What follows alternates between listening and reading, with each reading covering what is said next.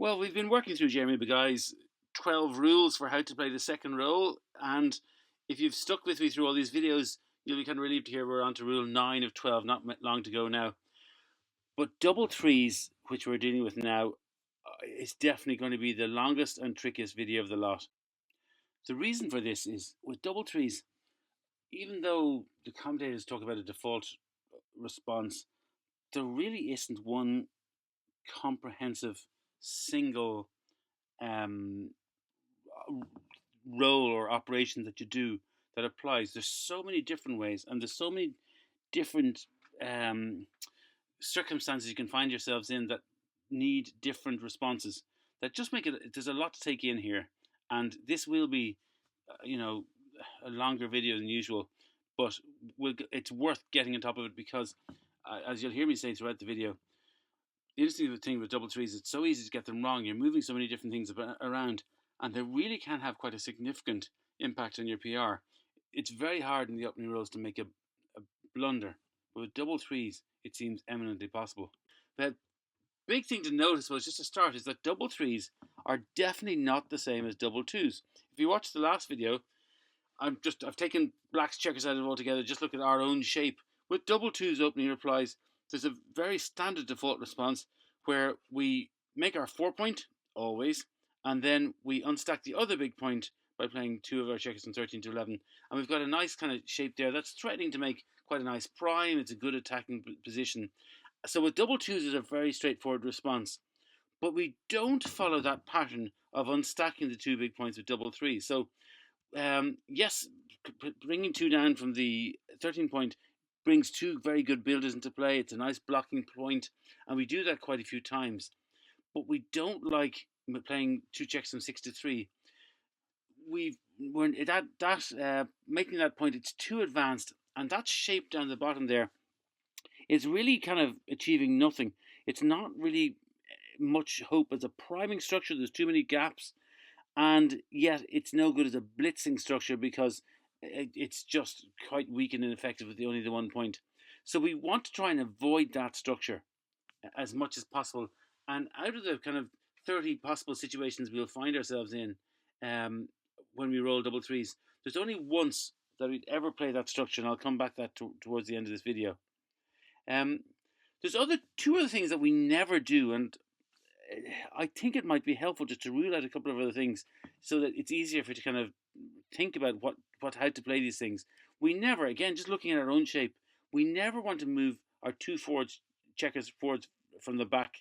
Just moving them in pairs at this stage, 24 to 21 and then 21 to 18. We never do that. Yes, the 18 point is a great second best anchor we can have, but there's so much more you can do with doublets that just moving two checkers forward 4 rows is ineffective. So you're never going to do that as well. And one other thing you might think about as well, what about if our opponent leaves us a checker on our 15 point? So if you look up the top there, I've obviously, as I said, I've taken all the black's checkers out, barring one. Imagine they have a checker there. Well, we could roll forward using the threes to come forward 1, 2, 3 and hit. And should we do that? The answer is never. We never hit from 24 to 15 if we roll double threes. And again, it might be helpful just to rule it out. I was playing a match against an Irish League Division 2 player recently, and I didn't hit there. And he said, I think you might have missed a hit in the 15 point. And I very politely said nothing. But in fact, the answer is we shouldn't do that. So again, here's a situation, a match situation, we've rolled double threes. And you might look at the top there and say, God, black's looking dangerous. They got a good attacking structure here. Maybe I should come out and hit in the 15 point. And having done that, then the best option with the other three is to bring 13 to 10 down there. But the answer is no. If you look down there, this is the most... I try to put in the position where it's least bad to do that hit with 24 to 15. And look down there, it's only the fourth choice. And you're nearly into error territory. It's definitely a mistake and not the right thing to do. So just worth bearing in mind that you're never going to hit with 24 to 15 if you roll double threes in the opening response. So what do you do? Well, there are 6 different plays, I'm afraid to say. The first play is what Bill Roberti and Jeremy Beguy call the default play. I said I didn't like that term because and the reason I don't like calling this default play is out of 30 possible circumstances, this applies 10 times. So, to my mind, a play that is only applicable 33% of the time, that's not the default play. That's just, it is the most common play. There's other plays that are used kind of 6 times or 5 times. So it is the slightly most popular or used play. But I'm not calling it a default play, but I'm going to calling it a balanced play. And looking at our own checkers again, without our opponent's checkers on the board, what we do with the balanced play is make progress at the back and progress in blocking. So we move 2 checkers forward from the back, and we move 2 checkers down to the midpoint to block. We've stacked our big heavy midpoint, and we've kind of made a good advanced anchor. It's a kind of a balanced kind of action that has achieved good things on both sides of the board. So when do we play this balanced play? There's a number of situations. One is if our opponent has made any blocking point, and if they've made this blocking point, we want to try and get out and get past it. So here's a situation where our opponent very nicely rolled a 3-1 and has made their 5 point, as you'd expect. Well, we want to kind of get past that. So for a lot of this video, I'm going to move all of the double 3 rolls. The checkers move in tandem. You never move one of the 2 checkers. So I'm moving them forward in pairs this time. So we've played 2 checkers forward, 24 to 21. And now their lovely block on the 5 point is negated by the fact that we'll be able to hop them at some stage. And then we bring our own blockers into play by playing 2 down from the midpoint. And that's the right move to play. It's not just if they made the 5 point, it's any blocking point. So the 4 point, we can't do that because if you look, we're blocked. Our double 3s, we won't. The fact that our opponent owns the 4 point stops us doing that. And I'll come back to what we do when our opponent has made 4-2 or played 4-2 shortly. But if they played 5-3, we can hop them at the back of 24 to 21 and then bring 2 down, and that's the right thing to do.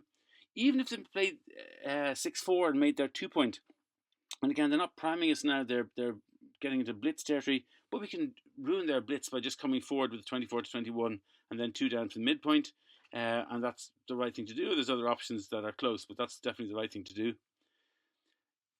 Now, it's not, I just want to emphasize that the wording here, it's not that they've made a home board point, it's the fact that they made a blocking point.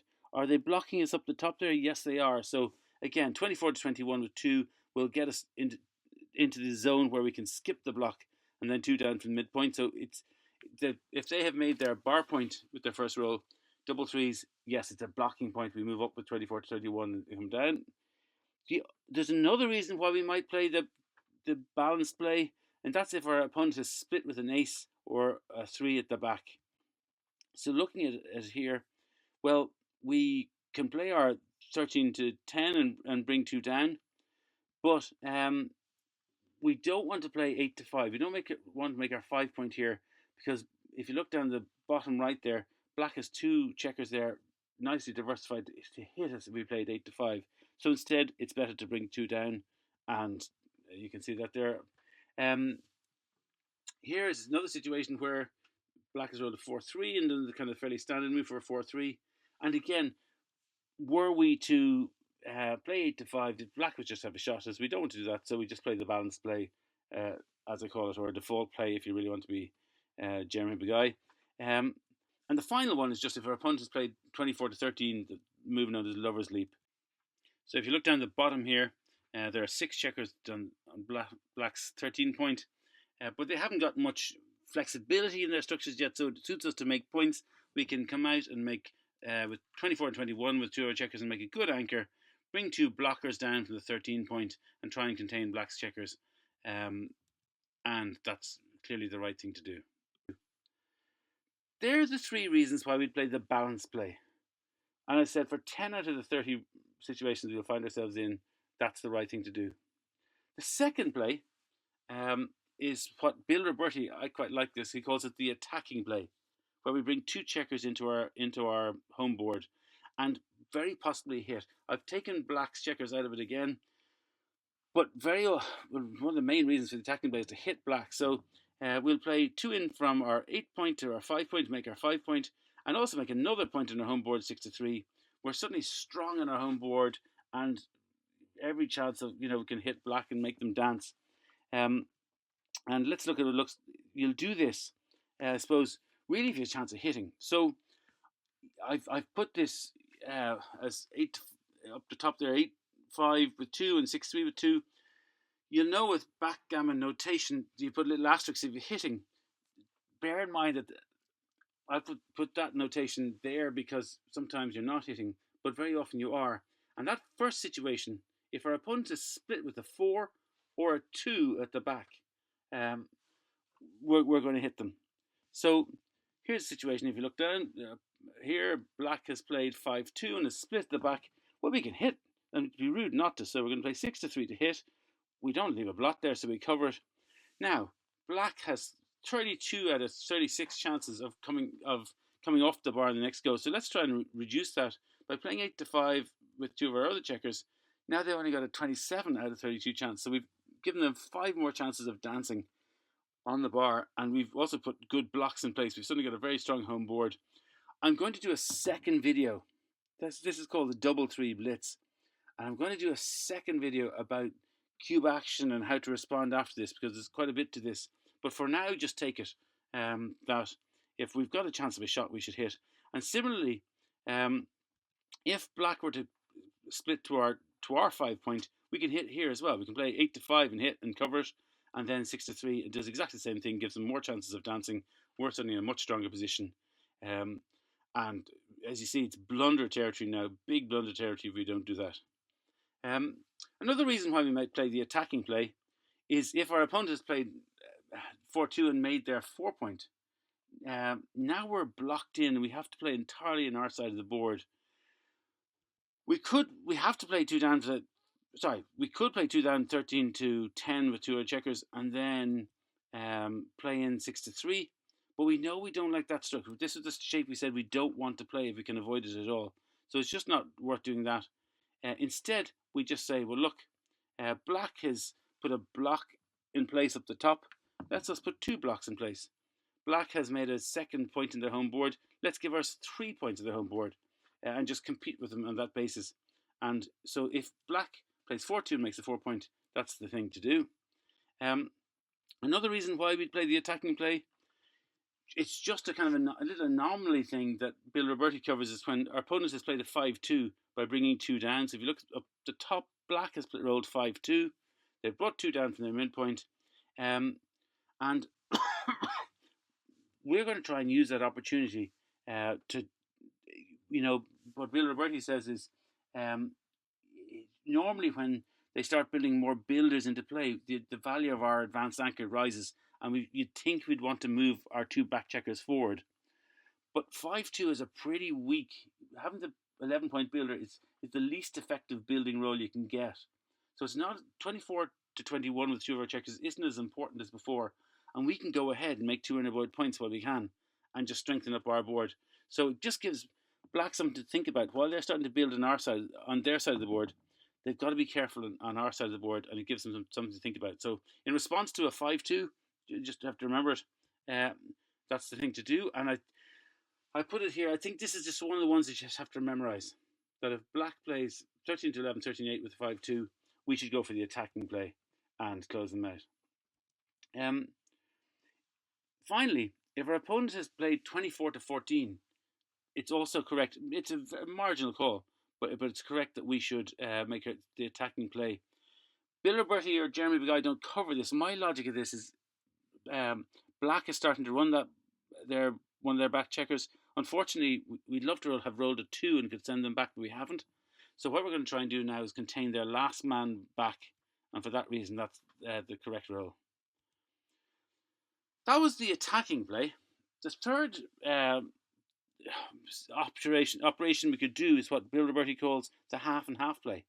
And this is a strange looking yug, but it applies in 2 circumstances, and when you see the circumstance, it'll make sense. So again, without our opponent's checkers, what the half and half play involves is basically making our 5 point, which is kind of a nice thing to do, and making a good advanced anchor with the other 3.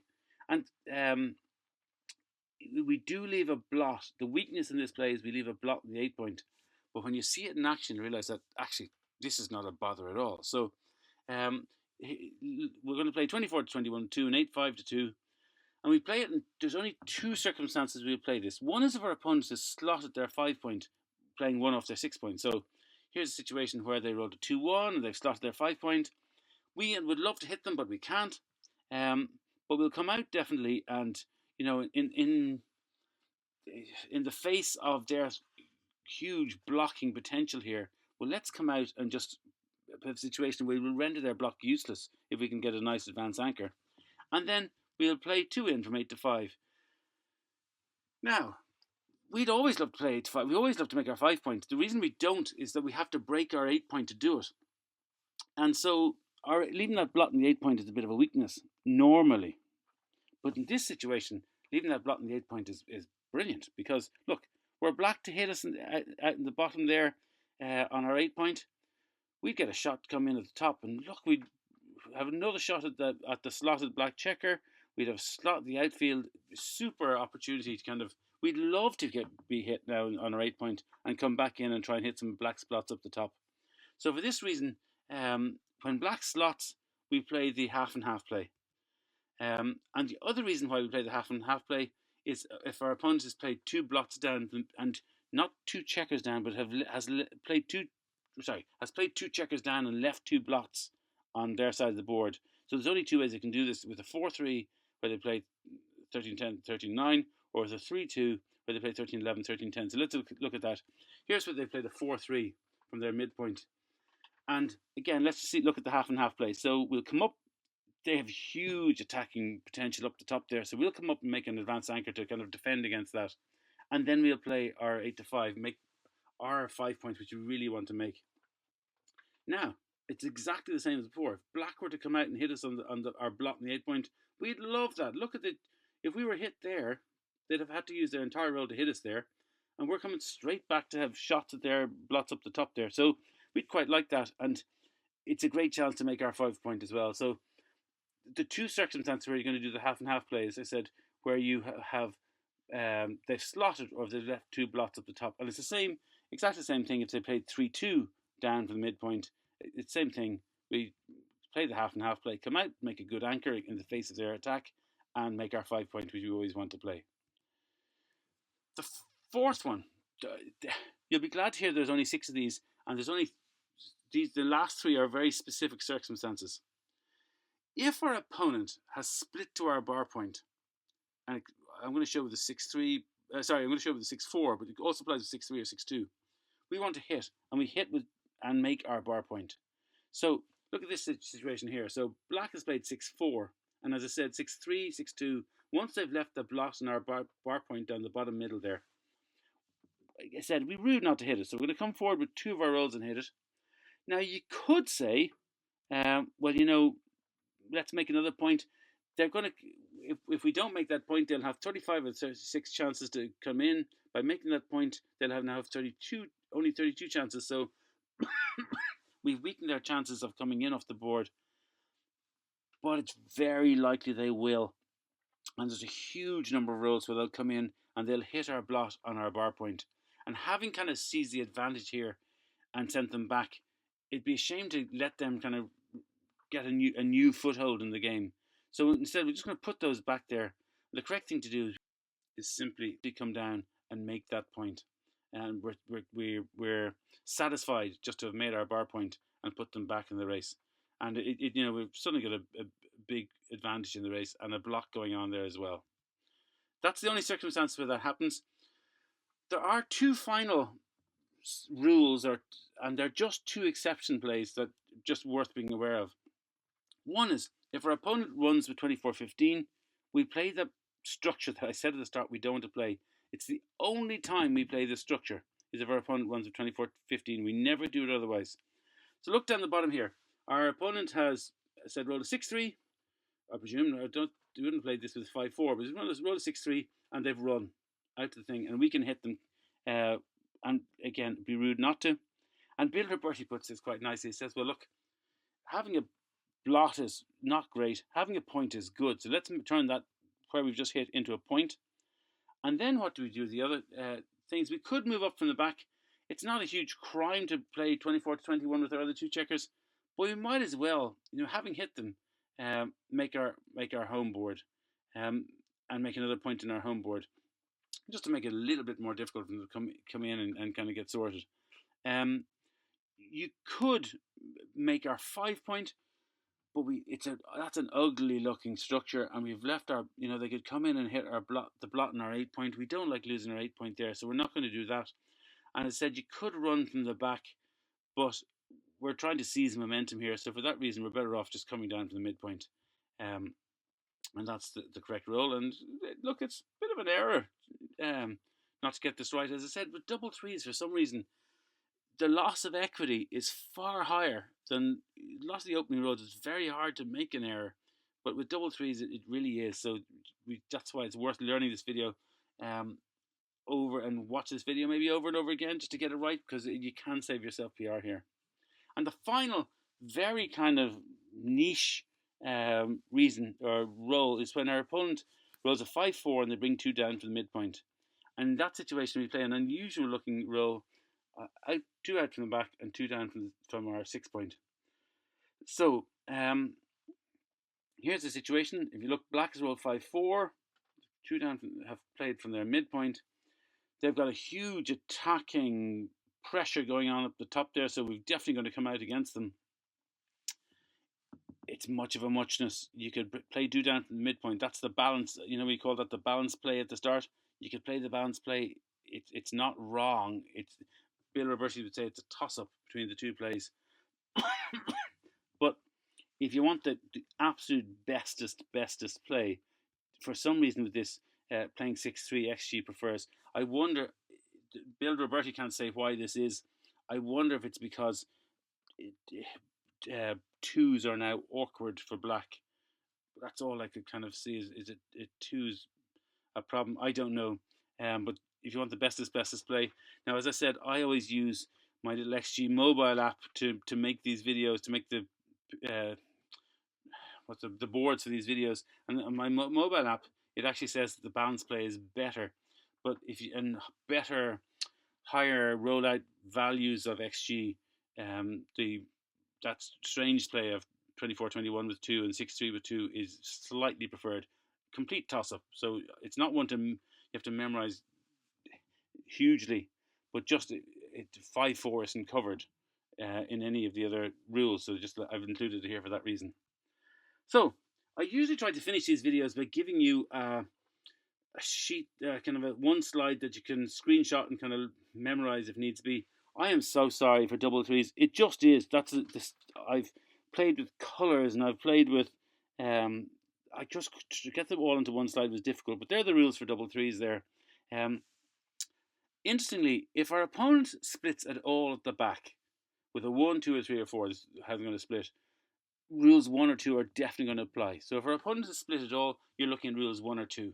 And the other rules, it'd be worth. I said I've enjoyed making this video. I played a match today and played awfully, and I kind of was a bit deflated by how much work I've put in and how rubbish I am. Just despite that. And so I said, I'm going to go out and do something useful. And I kind of went through double threes and read through Jeremy Beguy and Bill Roberti. And I really kind of enjoyed trying to get to grips with this. But I do know it's going to take a while to memorize it. And as I said, with double threes, the equity loss, it can be a real PR buster if you don't get it right.